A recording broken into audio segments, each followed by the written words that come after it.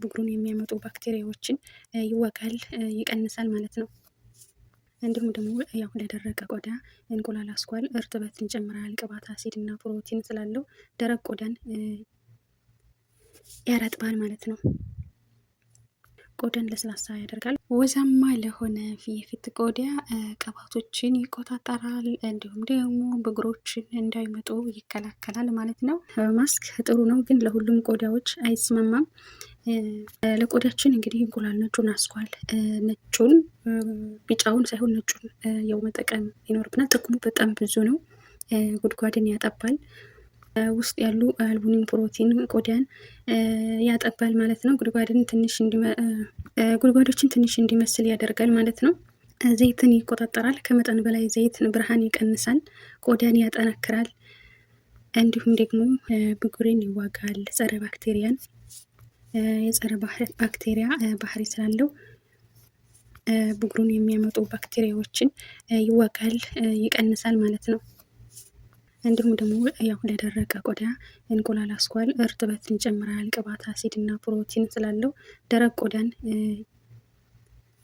ያረጥባል ማለት ነው።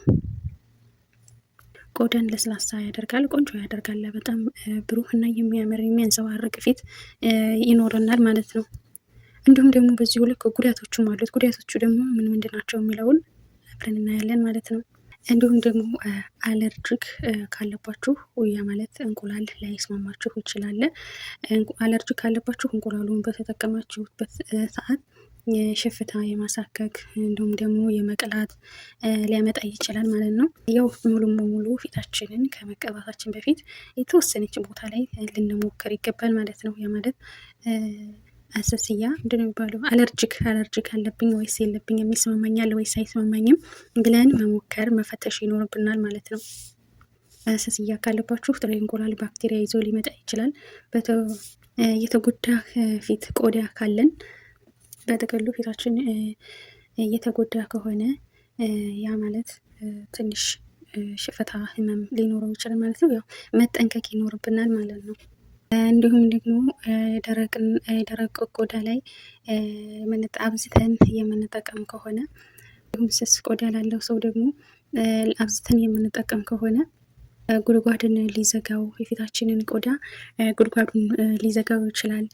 ያ ማለት ደግሞ እንደዛ ጉድጓዱ ሲዘጋ ብጉሮች ሊመጡ ይችላሉ ማለት ነው።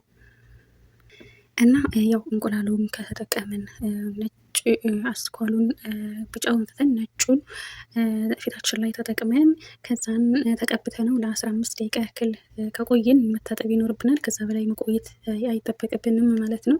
ከዛ ሞቅ ባለ ውሃ መታጠብ እና ለደረቅ ቆዳ በሳምንት 2 ጊዜ ከተጠቀምን በቂ ነው ማለት ነው። ሰላም ጤና ይስጥልኝ። ውድና የተከበራችሁ የኢክሩ ቤተሰቦች እንደምን አላችሁ? እንዴት ናችሁልኝ? በያላችሁበት ሰላም ጤና ፍቅር አብዝቼ ተመኘሁላችሁ። በያላችሁበት ሰላማችሁ ብዝት ይበልልኝ። ዛሬ ደግሞ የእንቁላል የፊት ማስክ ይዤላችሁ መጥቻለሁ ማለት ነው። ይህንን ቪዲዮ እየተከታተላችሁ ላላችሁ ቪዲዮውን ላይክ ማድረግ፣ ለቤቱም አዲስ የሆናችሁ ደግሞ ቤቱን ቤተሰብ ሆኑ ተቀላቀሉ፣ ሰብስክራይብ አድርጎ ማለት ነው። አበረታቱን፣ ቪዲዮውን እስከ መጨረሻው ተከታተሉ። ወዛማ ቅባታማ የሆነ ፊታችሁ ወዛማ ሁል ጊዜ በሳሙና ታጥባችሁት ትንሽ ቆየት ብሎ ወዙ ለሚያንጸባርቅ የፊት ቆዳ ይህ የእንቁላል ማክስ በጣም ቆንጆ ነው፣ በጣም አሪፍ ነው። እውነት ለመናገር እኔ ተቀብቼው መጨረሻ ለ15 ደቂቃ ያክል ሳይሆን እስከሚደርቅ ድረስ ጠብቄ ልጠው በጣም ግሩም ነበር። በጣም ደስ የሚል በቃ የሆነ ማስጠብቁት አይነት ፊት ነበር ያየሁትን። እና አሁን እንግዲህ የምንጠቀመው ምንድን ነው? ወይም እንቁላል አንድ እንቁላል ያስፈልገናል። አንድ እንቁላል ከፍተን አስኮ ነጩን ነው የምንጠቀመው እኛ።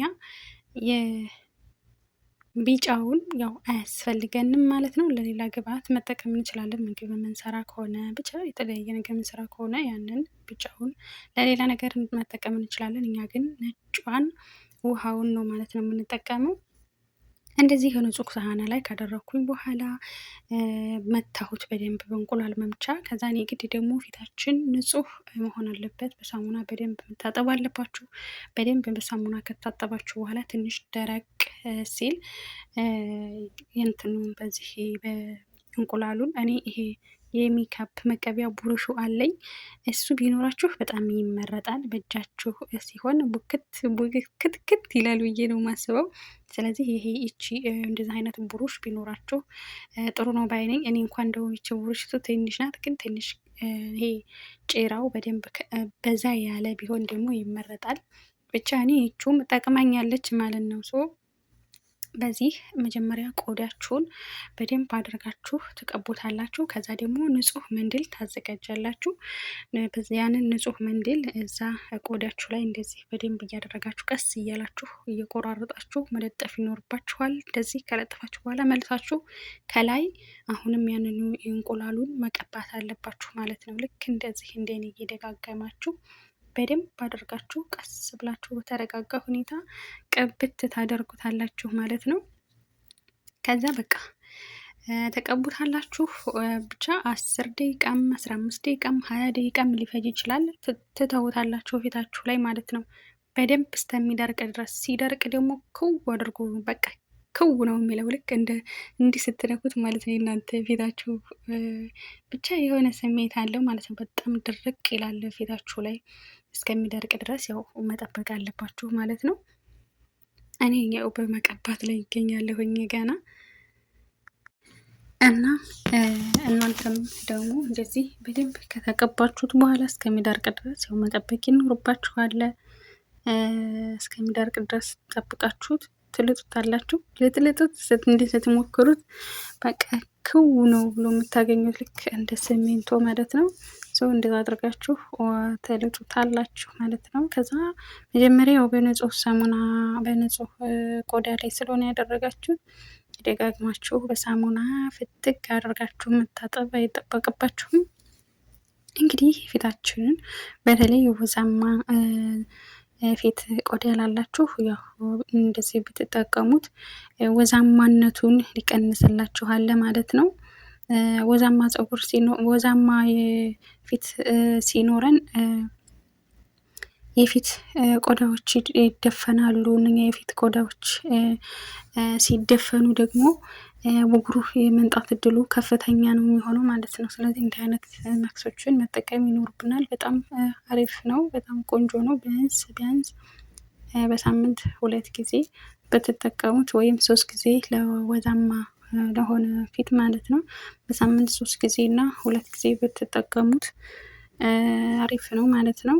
እኔ ፊቴ በጣም ወዛማ ነው። ስለዚህ እንደው 3 ጊዜ ብቻ አይደለም 4 ጊዜ በሳምንት እሞክራለሁ ብዬ ነው እንትን የምለው ያሰብኩት።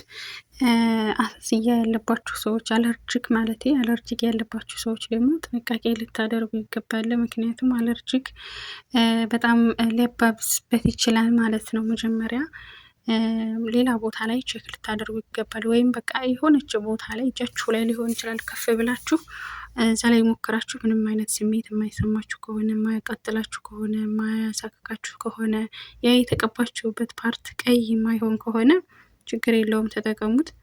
እንደገና ደግሞ የተጎዳ ፊታችን እኮ አንዳንድ ጊዜ በጣም ይጎዳል። ብዙ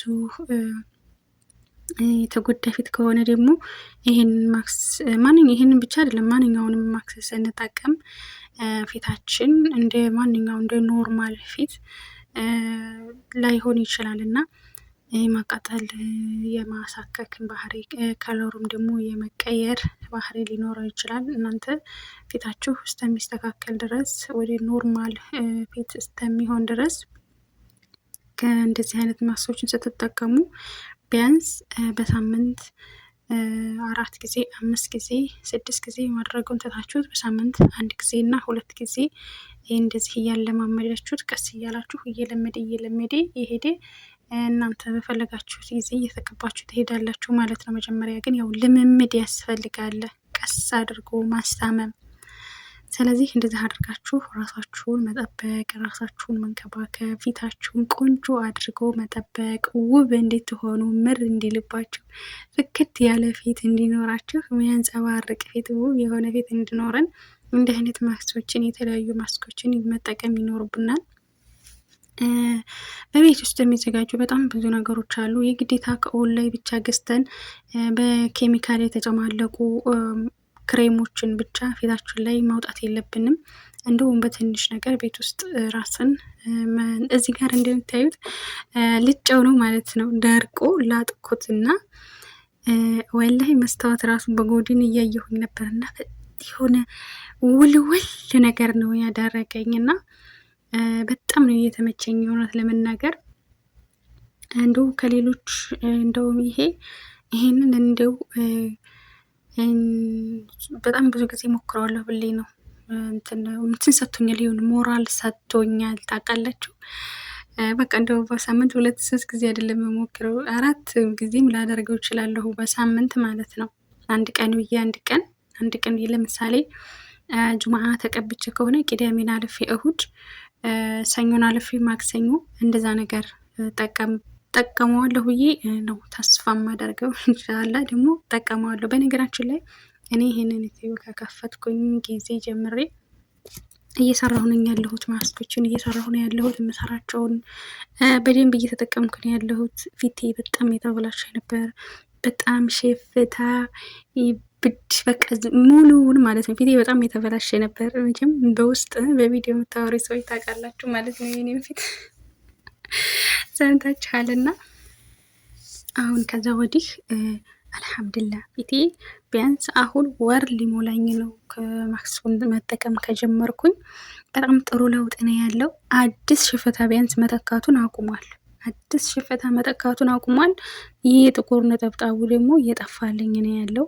እንዲሁም ደግሞ ፊቴ ላይ ደግሞ ጉንጭና ጉንጭ ላይ እንትን የሆነ ምንድን ነው የመጣል ባህሪ፣ ጥቁር ብልዜ ማለት ባህሪ ነበረውና እሱም እየፈዘዘ ነው ያለው። ለእኔ ፈዘዝ እንዳለ አይነት ነው የሚታየኝ።